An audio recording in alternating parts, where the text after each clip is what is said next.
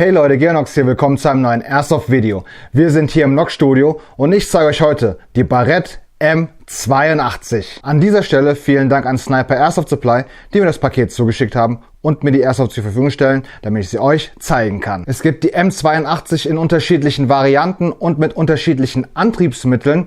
Ich habe schon eine gesehen mit CO2. Man könnte denken, das ist eine Sniper, das müsste Federdruck sein, aber das hier handelt es sich um eine SAEG. SAEG steht für Semi-Automatic Electric Gun. Wir sind hier in Deutschland über 0,5 Joule, deswegen kein Full-Auto, nur Semi. Wir haben hier eine Gesamtlänge von 1200 mm und ein Gesamtgewicht von 6,5 Kilogramm. Das ist wirklich ordentlich schwer. Das erste, was auffällt, wenn man es in die Hand nimmt, ist das enorme Gewicht und natürlich ist es auch sehr, sehr lang. Aber es fühlt sich sehr hochwertig an, weil wir haben hier sehr viel Kalt, sehr viel Metall. Eigentlich alles, was ich hier anfasse, ist Metall.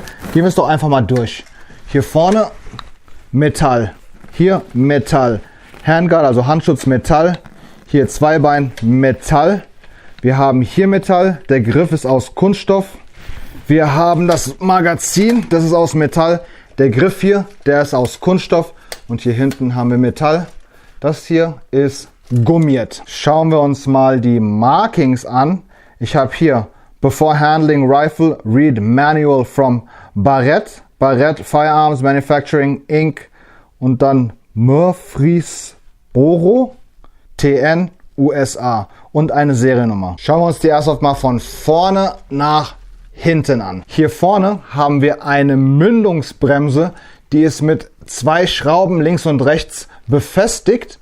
Und bei der scharfen Variante, jetzt beim Airsoft nicht, aber bei der scharfen Variante würde hier das Gas dagegen drücken und somit hat man weniger Rückstoß. Ich lunze mal hier vorne dran. Wir haben hier kein Gewinde und da drunter, denke ich, haben wir auch kein Gewinde. Wir haben hier nur diese beiden Schrauben, die das Ganze am Outer Barrel befestigen. Wenn wir uns das Ganze nochmal von unten oder von oben anschauen, hat es so ein Harpunendesign. Sieht aus wie eine Pfeilspitze. Dann haben wir hier den Außenlauf, den Outer Barrel.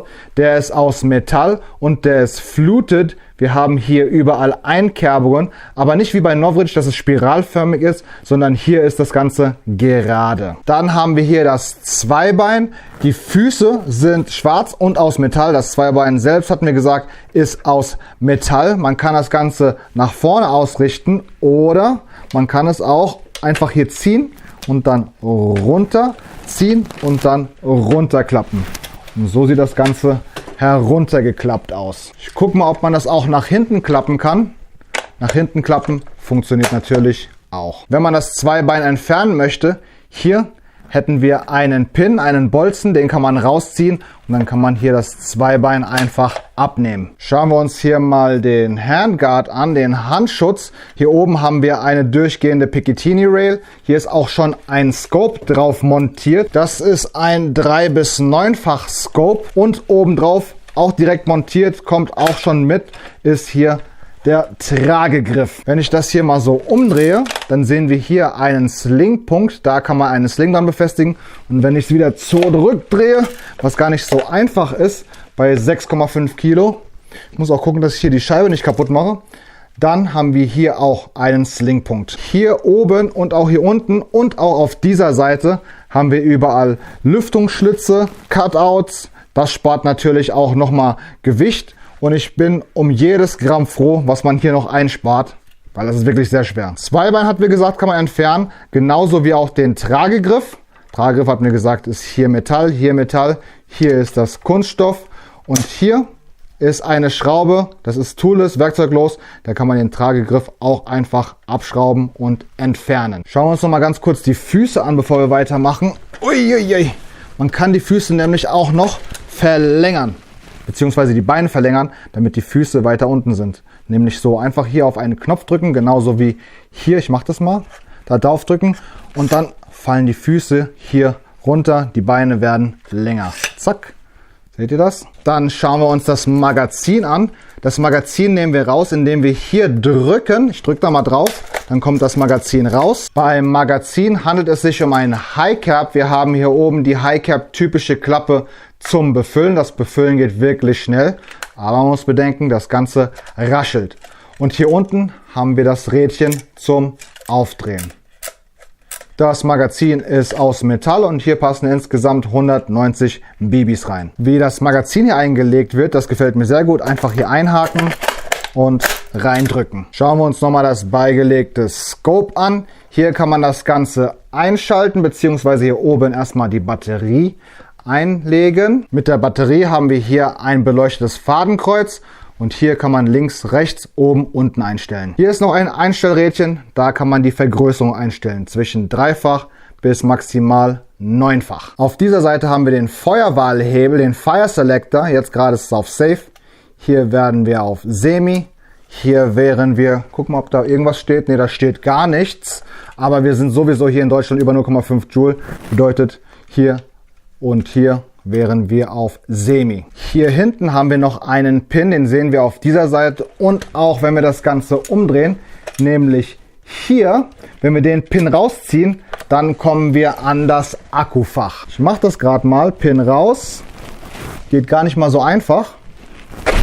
Hier haben wir den Pin. Jetzt kann ich das hier aufmachen. Da sind die Kabel. Hier ist der Anschluss und wir haben hier einen Minitam-Stecker. Da dann den Akku anschließen, alles hier verstauen, das Ganze hier wieder zumachen, Pin rein und Spaß haben. Oder totschleppen. Wir haben ja auch noch eine Charging Handle, den Ladehebel, der wäre hier. Hier kann man das Ganze aufziehen und wenn man das hier aufgezogen hält, dann sieht man hier auch ein Hop-Up-Rädchen. Da kann man das Hop-Up einstellen. Es ist kein Rotary-Style Hop-Up, sondern ein Dial Hop-Up. Also eher das alte Hop-Up. Nicht so rum, sondern so rum. Wir haben auch einen Indikator. Im Uhrzeigersinn bekommen wir mehr Hop.